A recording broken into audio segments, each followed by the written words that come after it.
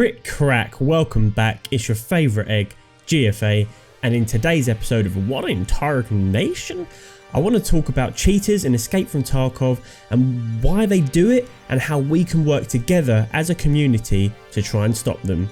Let's get straight into it.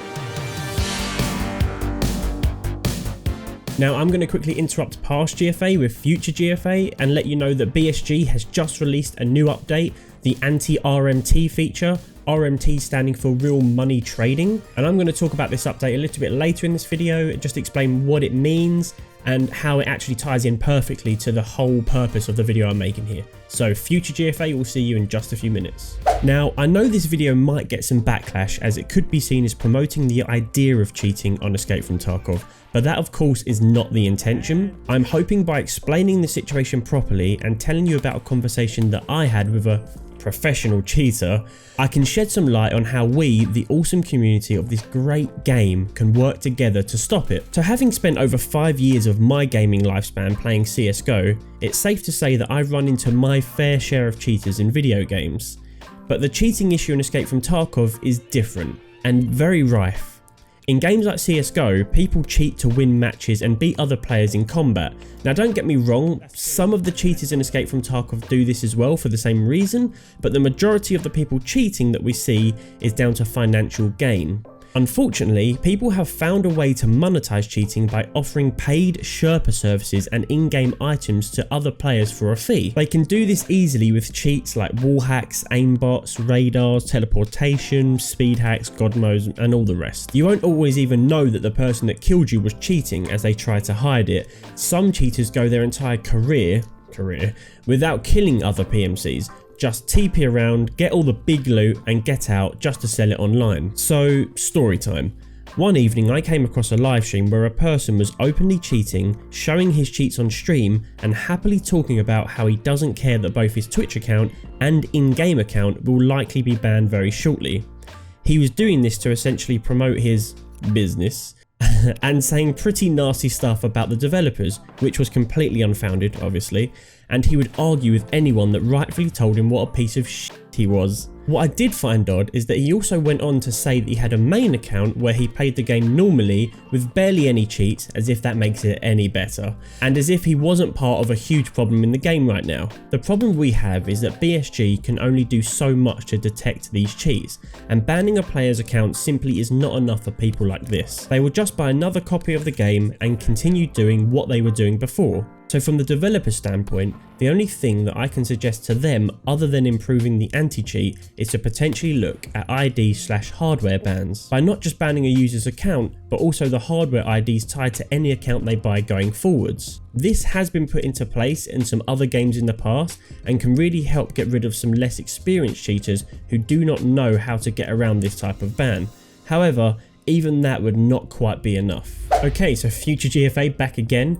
Perfect time to discuss the new Anti-RMT feature. I'm gonna just scroll down the page here. I've got it up on the screen for you, and we're gonna look at what it basically means. So in a nutshell, any high value items or specific items that are listed here that are brought into a raid, not found in raid, by a player, will get deleted if they try and drop them, and there'll be a warning that pops up to say this item is going to be deleted, it's not going to drop. The whole purpose of this is to try and combat cheaters, where a cheater will go and get high tier loot items and then someone will pay that cheater for that item online with real money. They will then spawn in with their customer that has bought this item from them for real money, and they will drop it in game and therefore completing the transaction or the trade, the real money trade, shall we say. So the whole purpose of this update is to actually try and combat that and to not allow the cheaters to drop these items anymore. What that means is no one can buy items for real money from a cheater, or high value items I should say. This is just another reason why this video is so important, because this sucks for the majority of us. It sucks for everyone that's playing the game normally, because if you have a friend that you want to drop something for, or you need to help out, or whatever it may be, for example a labs access card, if you want to run labs and your friend doesn't have one and can't afford one, you can't do that now. Now there's a lot of other information here about the specifics of what can and can't be dropped, This video is not focusing mainly around this new update. It's more about the cheating in Tarkov opposed to what this update means for the normal player. But I will leave a link in the description so you can read the specifics of what you can and can't now drop in raid. This update dropped about 3 or 4 hours ago, so it's quite big news as of the time of recording this video, and people are not that happy with it. Do I think this is good? Yes and no. We were just talking about what BSG can do to combat cheating and what I was suggesting.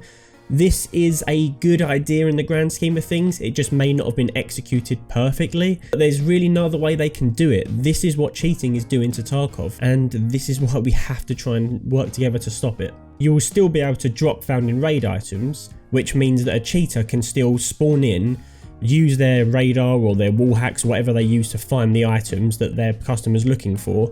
They can then jump across the map, pick up the item and drop it for them because it is then found in raid. So it's not going to stop all cheating, don't get me wrong, but it will stop a fair wedge of it, which is good, but it does spoil the game for a lot of other people like you and me. Anyway, back to past GFA to finish this video. So it falls on us, you and me, to spread the word and try to explain to people that if there is no demand, there is no supply. Firstly, let me say that if you are a person who thinks, oh, I'm just buying one item or one Sherpa to help me complete a quest or get a rare item, you are still a huge contribution to this issue continuing in the future. That one item you may get will likely be lost or mean nothing if you then die to another cheater in the next raid. In the words of DJ Khaled, you played yourself. We have to learn that playing the game and grinding out the hard stuff is part of the journey in Escape from Tarkov, and there are many other options out there available to you if you are struggling. The normal Sherpa system, for example.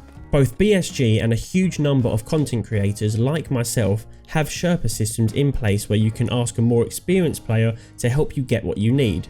BSG has a built-in Sherpa system on the Escape from Tarkov website where you can contact essentially professional players to help you. You just log in, click profile, and then newcomer assistant Sherpas. Here you will find a large list of people that will assist you in your raids fairly and for free. Or you can jump in a raid with me on stream, for example, or even join our Discord and ask for help from the many people that chat and play together there. And if I'm not your cup of tea, there are other amazing streamers out there like Jesse Kazam, who has a lovely community of people in his Discord you can ask for help. The options are vast for you to choose from. By using this and not resorting to paying a cheater, you are directly impacting the demand for these products and thus forcing the supply to drop. More cheaters will have to quit this line of work or have to go elsewhere to pull this bullshit. This is the way that together we can slowly but surely get rid of a large number of cheaters from this game.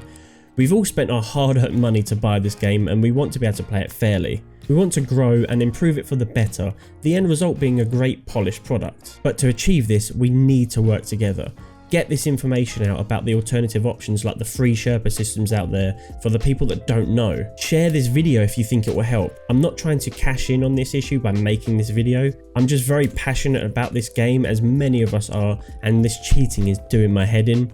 Here's a clip, for example, of a night raid I was doing with some of my friends, and as soon as we opened the door to this higher tier loot spawn door at Resort, we all died immediately to a cheater, and it sucks, as we all know. I'll keep this video short and to the point. If you have any other ideas or suggestions, let's get a dialogue going below in the comments. If we can get some more ideas for BSG, I can take the ideas to them and hopefully together we can make a difference. And that's going to do it for me today. Thank you very much for watching. Please whack the like button and consider subscribing if you think that I've earned it. It really helps me out hugely and will get this video into the YouTube algorithm for more people to see. So until next time, have a great one. GFA out. Who's that? Can't tell. He's in the mask again. Is it Gollum? Is it Gandalf? Ask a friend. Yeah, well you can ask your mum, cause I heard her screaming out last night. It's GFA. And we don't hydrate, we don't posture check, cause we want that cake. The tiny